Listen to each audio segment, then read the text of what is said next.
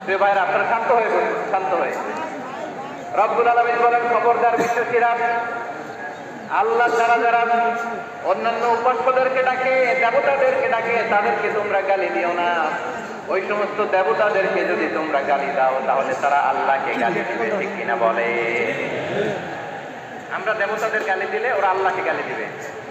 রব্বুল আলামিন বলেন, খবরদার দেবতাদেরকে গালি দিও না, তাহলে ওরা তোমার রব আল্লাহরে গালি দেবে। প্রতিটি জাতির জন্য তাদের কাজকে আমি আল্লাহ সুশোভিত করে রেখেছি। তারা সবাই একদিন আমার কাছেই ফিরে আসবে। এরপর আমি রব্বুল আলামিন তাদের আমলনামা তাদেরকে জানিয়ে দেব। সুবহানাল্লাহ পড়ো। প্রিয় ভাইরা, আল্লাহ তাআলা বলেছেন, খবরদার গালি দিও না। আদেশটা কার? আওয়াজ করে বলেন তো। হিন্দুদের দেবতা দেবদেবীদেরকে গালি দেওয়া যাবে না। আওয়াজ করে বলুন প্রিয় ভাইরা, এই আদেশটা কার? এই আপনাদের গলার আওয়াজ। অন্য ধর্মের দেবতাদেরকে যে গালি দেওয়া যাবে না, এই আদেশটা কার? আরো জোরে বলুন, কার? গালি দিবেন কোন দেবতাকে? দেবেন? যদি দেন তাহলে ওরা আল্লাহরে গালি দিবে। তাহলে আল্লাহরে গালি খাওয়াইলো কে? আপনি, ঠিক কিনা বলেন? আমি আল্লাহকে গালি খাওয়ানোর কারণ খোলাম, কারণ আমি যদি গালি না দিতাম ওরা আমার রবকে গালি দিত না। আওয়াজ করে বলে ঠিক কিনা? তাহলে প্রিয় ভাইয়েরা, ইসলাম আমাদেরকে শিখায়, সূরাতুল আনআমের 108 নম্বর আয়াত থেকে আমরা বুঝলাম, কোন ধর্মকে ছোট করা যাবে না। অন্য ধর্মকে ছোট করা মানে ইসলামকে ছোট করা।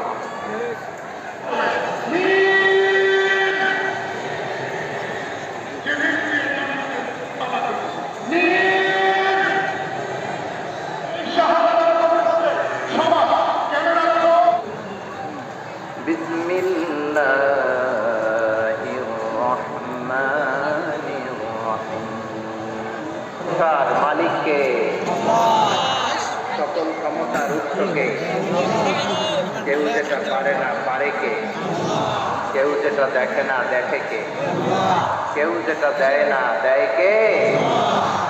সে আল্লাহ রাব্বুল ইজ্জত ওয়াল জালালের দরবারে আমরা শুকর গুজার হচ্ছি। আমরা সবাই আওয়াজ করে পড়ে নিচ্ছি কালিমাতুশ শুকর, আলহামদুলিল্লাহ।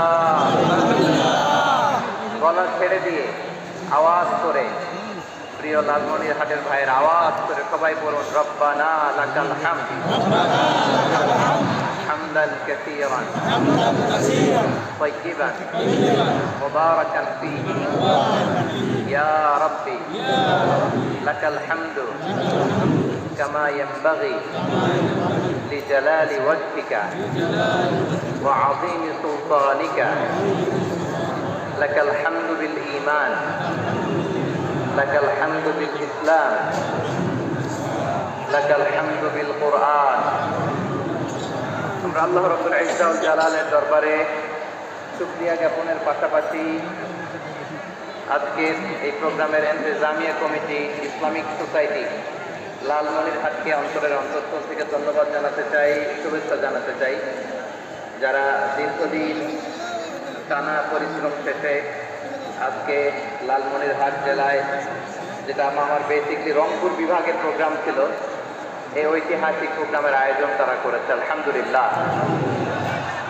আজকের প্রোগ্রামে সম্মানিত সভাপতি, প্রধান অতিথি, বিশেষ অতিথি, মঞ্চে উপবিষ্ট আপনাদের অত্র এলাকার মা ও মাটির সন্তানেরা, নেতৃবৃন্দ, কমিউনিটি লিডার, লালমনিরহাট জেলার ব্যবসায়ী ভাইরা, ছাত্র ভাইরা, ভলান্টিয়ার ভাইরা এবং লালমনিরহাট জেলা স্টেডিয়ামে অবস্থানরত আমার মা এবং বোনেরা, আমি আপনাদের সবাইকে অন্তরের অন্তঃস্থল থেকে শুভেচ্ছা জানাতে চাই, ধন্যবাদ জানাতে চাই যে আপনারা এত চমৎকার একটি প্রোগ্রামের আয়োজন করেছেন।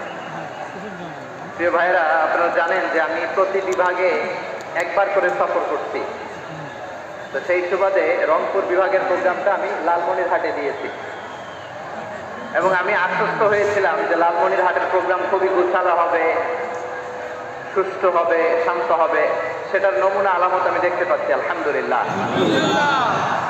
সবাই খুবই সুশৃঙ্খল, লক্ষ লক্ষ তাওহীদি জনতা, পেছনে অনেকে জায়গা পায় নাই কিন্তু কোনো আওয়াজ নাই, সবাই দাঁড়িয়ে আছে। এলইডি স্ক্রিন আছে, আপনারা স্ক্রিনে দেখতে পাচ্ছেন, আলহামদুলিল্লাহ। আমি সবাইকে দেখতে পাচ্ছি, মাশাআল্লাহ মাশাআল্লাহ। শান্ত হয়ে অল্প কিছু সময় কথা বলার সুযোগ আমি পাবো। যেহেতু আমি হেলিকপ্টারে করে এসেছি, হেলিকপ্টারগুলোর আবার একটা পলিসি আছে, সানসেটের আগে, সূর্য ডোবার আগে তাদেরকে এয়ারপোর্টে আবার ল্যান্ড করতে হয়।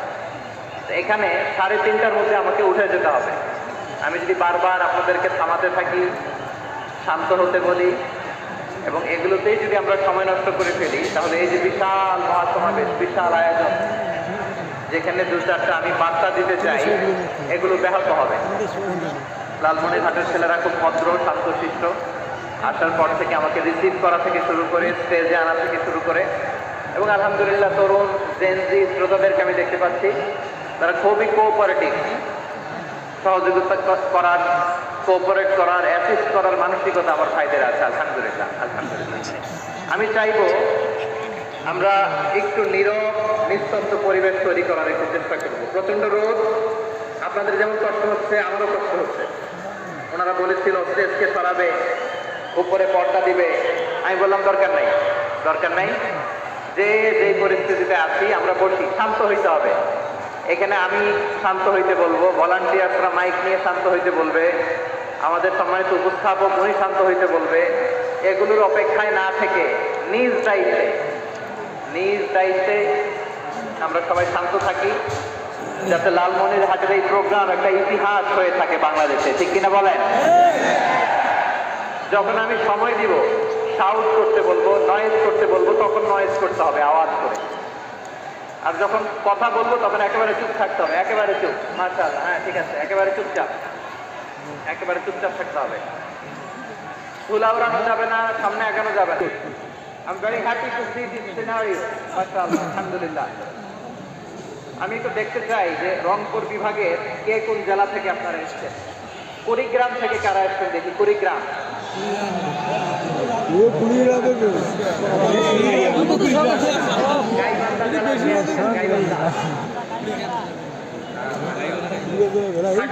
ঠাকুরগাঁও দিনাজপুর জেলা থেকে,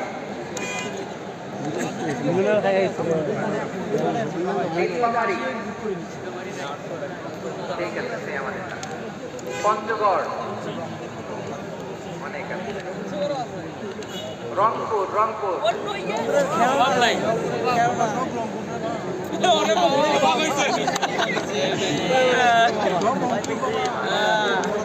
লালমনি দই তোমার লালমনিরহাটের কারা দেখি? লালমনিরহাট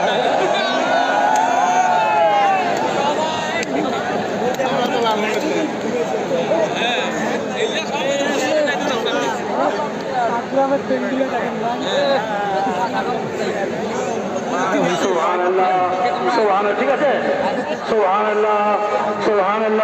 ঠিক আছে। আর হুজুরের কথা বলে কোথায়? ঠিক আছে, ঠিক আছে। আপনি রংপুর বিভাগের বাইরে থেকে অন্য জেলার কারা কারা আসছেন দেখি? তাও আছে, মাশাআল্লাহ, ঠিক আছে, ঠিক আছে। আইন শৃঙ্খলা বাহিনী, প্রশাসন, ভলান্টিয়ার, শুনেছি আমি প্রায় 5,000 ভলান্টিয়ার আপনারা নিয়োগ দিয়েছেন। আলহামদুলিল্লাহ, অনেক গোছালো প্রোগ্রাম। আমার প্রাণ ঢালা ভালোবাসা জানবেন, আমার হৃদয়ের গহীন থেকে ভালোবাসা নেবেন, শুভেচ্ছা জানবেন সবাই। ঠিক আছে, ঠিক আছে। আমাদের বাংলাদেশে সাম্প্রদায়িক সম্প্রীতি আছে না নাই? আবহমান কাল থেকে আমরা মুসলিম, হিন্দু, বৌদ্ধ, খ্রিস্টান, পাহাড়ি, নৃগোষ্ঠী মিলেমিশে একাকার, আমরা সবাই মিলে বাংলাদেশ। আওয়াজ করে বলেন ঠিক কিনা? আমাদের পারস্পরিক সম্প্রীতি, ভালোবাসা, সৌহার্দ্যপূর্ণ আচরণ, বোঝাপড়া, এটা বেশ মজবুত, বেশ মজবুত। তবে মাঝে মাঝে আমাদের এই সম্প্রীতির ভেতরে অনেকে ফাটল ধরাতে চায়। আমরা যে সুখে আছি, শান্তিতে আছি, এটা অনেকের ভালো লাগে না। ঠিক কিনা বলেন? আমাদের মধ্যে সাম্প্রদায়িক সম্প্রীতি, সৌহার্দ্যপূর্ণ আচরণ, ভালোবাসা, এটা আবহমান কাল ধরে আছে। তার প্রমাণ আমরা তাফসিরুল মাহফিলের আয়োজন করলে আমাদের হিন্দু ভাইরা ডিস্টার্ব করে না। ঠিক কিনা? এবং আমি যদি বলি হাত তোলেন, হিন্দু ধর্মের কারা কারা এসেছেন, কত শত কত হাজার যে হাত উঠবে, আপনি অবাক হয়ে যাবেন। আমি চাচ্ছি না হাত উঠাতে, খুলনাতে সর্বশেষ যে আমি প্রোগ্রাম করে গেলাম, সেখানে কয়েকশ হিন্দু ভাই আসছে আমাদের আলোচনা শুনতে, আলহামদুলিল্লাহ। অনেক বৌদ্ধরা আছে, অনেক খ্রিস্টানরা আছে। এবার সফরেও অনেক হিন্দু ভাইরা আমার সাথে দেখা করেছে, তারা বলেছে হুজুর আমরা আপনার আলোচনা শুনি, আলহামদুলিল্লাহ বলেন। শান্ত হইতে হবে, খরগোশের কানের মতো কান দুটো আমার দিকে করে রাখেন। আমি এগুলো উঠে যাবো, হাত মারায় লাভ নেই, আমি উঠে যাবো। তাকায় থাকো আর কান খারাপ, আওয়াজ হবে না। হ্যাঁ, মাশাআল্লাহ, ঠিক আছে। আমরা দেখবো যে রাসূল সাল্লাল্লাহু আলাইহি ওয়াসাল্লাম এই পিসফুল কোএক্সিস্টেন্সের জন্য আমাদের কি শিখিয়েছেন, কি কি গাইডলাইন দিয়েছেন। আমরা 1, 2, 3, 4 করে এগুলো আপনাদের সাথে share করব। আমি আপনাদের খেদমতে সূরাতুল আনআমের 108 নম্বর আয়াত তেলাওয়াত করেছি। এখানে আল্লাহ রাব্বুল ইজ্জত ওয়াল জালাল তিনি ইরশাদ করছেন, ওয়ালা তাসুবুল্লাযীনা يدعون من دون الله فيسبوا الله عدوا بغير علم كذلك زينا لكل أمة عملهم ثم إلى ربهم مرجعهم فينبئهم بما كانوا يعملون رب العالمين বলেন, গোলাম ও আমার ইমানদার বান্দারা, শোনো শোনো, ও আমার বিশ্বাসী বান্দারা, শোনো শোনো, লা তাসুবুল্লাযীনা ইয়াদউনা মিন দুনিল্লাহ ফায়াসুবুল্লাহা আদওয়ান বিগাইরি ইলম। ও আমার বিশ্বাসী বান্দারা, যারা আল্লাহকে বেঁধে রেখে, আল্লাহকে বাদ দিয়ে অন্য উপাস্যকে ডাকে, দেবীর পূজা করে, দেবতাদের পূজা করে, তোমরা খবরদার তাদের গালি দিও না।